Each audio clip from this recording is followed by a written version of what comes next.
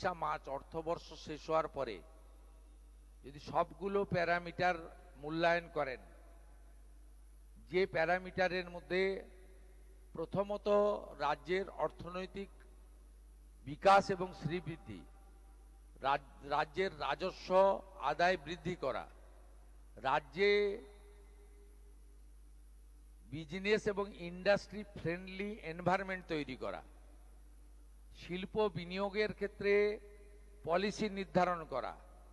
স্বচ্ছতার সঙ্গে ঘুষমুক্ত কর্মসংস্থান, সরকারি কর্মসংস্থানের দিগন্তের উন্মোচিত করা এবং সাধারণ জনগণের ক্ষেত্রে কল্যাণকর কর্মসূচি চালু করা আর ডবল ইঞ্জিনের বেনিফিট মানুষকে পৌঁছে দেওয়া। এই প্যারামিটারগুলোতে আইন শৃঙ্খলা তো নিশ্চয়ই, সঙ্গে নারী সুরক্ষা। আপনি যদি মূল্যায়ন আগামী অর্থবর্ষের পরে করেন তাহলে আপনি বুঝতে পারবেন যে এই সরকার শুধুমাত্র